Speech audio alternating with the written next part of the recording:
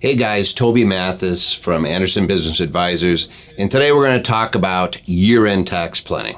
For the last 20 or so years, I've been in the field of taxation and really tax planning, and there's a huge difference between tax preparation and tax planning. A lot of people go to a tax preparer and they don't realize that that individual is not actually a tax planner. In other words, they're reacting to what occurred in the previous year. They're putting it in the right columns and everything, and that's about it. A planner is, during the year, they're going to be looking at what's going on and trying to use their crystal ball a little bit to say, hey, what's the best way for us to land?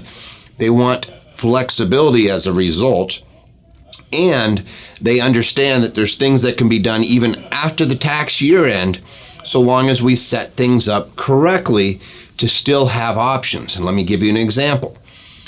If you are an individual and you want to make a contribution to your IRA, you have all the way up until you file your tax return. Now, there are phase outs depending on your income as to whether you can still take a deduction by putting money into a traditional IRA. That does not exist on other types of retirement plans like 401ks, profit sharing plans, etc., DB plans, those types of things. We can literally go up until the entity files its tax return. That is sponsoring that. And that brings us to kind of one of our first issues. It's this idea of income shifting. When we're doing year-end tax planning, a good planner, make you smiley face right there, understands that there's different places the money can land from a tax standpoint. If you're just a 1040, maybe we have an IRA to play with. Maybe we phase out. So we have this little world. Maybe we can give some money to a charity or something where it's going to go as an itemized deduction. But we're fairly limited. So maybe we have a 501c3 where we can give some money. But we're fairly limited in our individual world. Once we start looking beyond that, maybe we go into the entity world where we may say, hey, we have a corporation. Let's say it's an S Corp, where we're running an active business and we're separating it out. Now that S Corp may have a qualified retirement plan or 401k.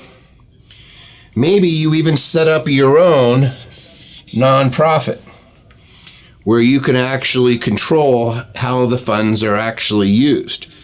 In addition, you may have your own C Corp that may be managing another LLC, may be managing all of these. And now we have how many different tax returns where things could land?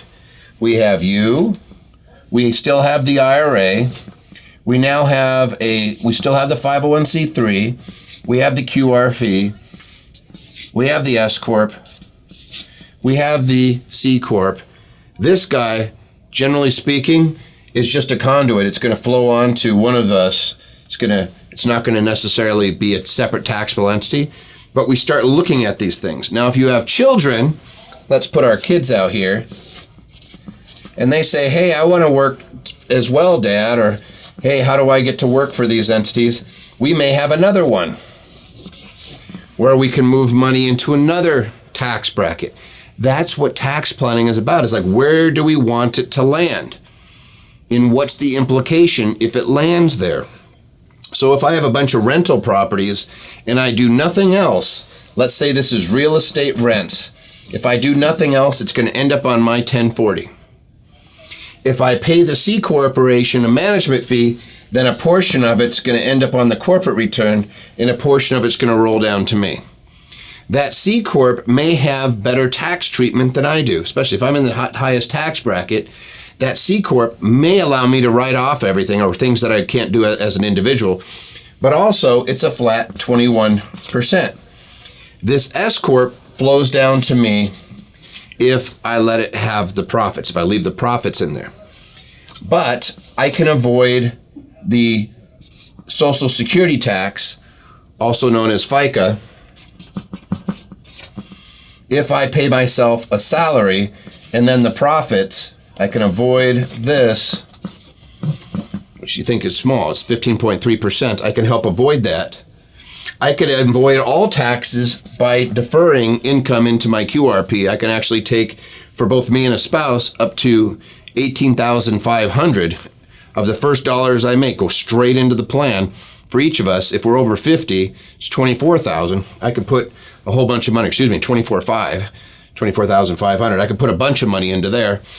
If I have too much money sitting in here and it gets towards the end of the year, now I have some choices. I could just put money into my 501c3, and you'd be shocked at what qualifies for 501c3. For example, low to moderate income housing is a charitable activity. Residential assisted living, charitable activity. There's a lot of things out there. Transitional housing, providing housing for vets, all those things could literally be considered a charitable activity. Now I can write off up to 60% of my adjusted gross income by putting assets into that 501c3. It could be cash or assets. It's fair market value if it's like real estate. So I start looking and saying, hey, I have choices. I could still use that IRA if I'm not phased out over a dollar amount, but now I actually can control how much is hitting me, so I can actually do that. My kids can do their own IRA. My kids can do their own QRP. My kids could also contribute to my 501c3, and I start having choices. Then we get to the end of the year, and you say, all right, Toby, this is all neat and dandy, but what if I'm in February or March? What can I do? Well, I don't have to close this thing out. From a tax perspective, it can make contributions on my behalf off of what I paid. It's not my deferment, but it's my match. I can make that match up until it files its tax return. In an S Corp, that's going to be with an extension September 15th. For an individual, I could be making a contribution into my IRA up until I file a tax return, April 15th. So I still have choices. Depending on what other type of retirement plans, if I have a defined benefit, if I have other plans, I could be making contributions even after the year's end. I could still be doing these things. Everything else is pretty much I have to do the transfer during the year.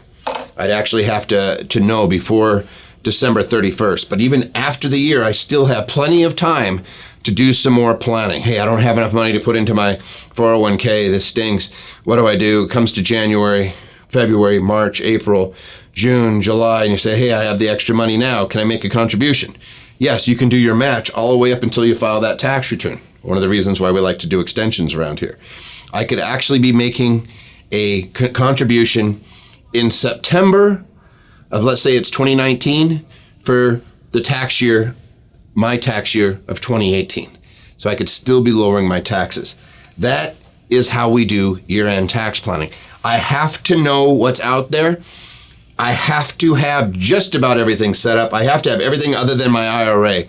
I have to have everything set up during the tax year. So quite often what you'll see is somebody putting a plan in place, trying to put some money in it right before the end of the year, knowing that they'll have some extra leeway in the following year. But it's always better to be prepared ahead of time. So hopefully you're setting these things up in anticipation of it as you're growing. But that is tax planning to a T, is deciding which bucket it would be best to have it land in, making sure that it's reasonable to have it land there, and then setting things up and making sure that the reality backs that plan up so that the money is going where it needs to go, and that, again, there's a legal justification that everything's reasonable. I'm taking reasonable salary so I can contribute to a QRP. The QRP is already in place. I'm making a contribution to it. Then the employer's making a contribution when it can. I'm making sure that if I'm using a 501c3, that it's already been filed, that it's got its exemption letter and everything else. But I'm doing all these things proactively, and then I'm using them during the year. The best time to do tax planning is before it's too late, which means realistically, October, November, December is when you should really be doing your year-end tax planning. It makes sense, depending on how much you're making, how big your tax bill is, to do at least a little bit of tax planning all throughout the year so you're not put underneath the gun. But at a minimum, year-end tax planning looks like this. Hope this helps.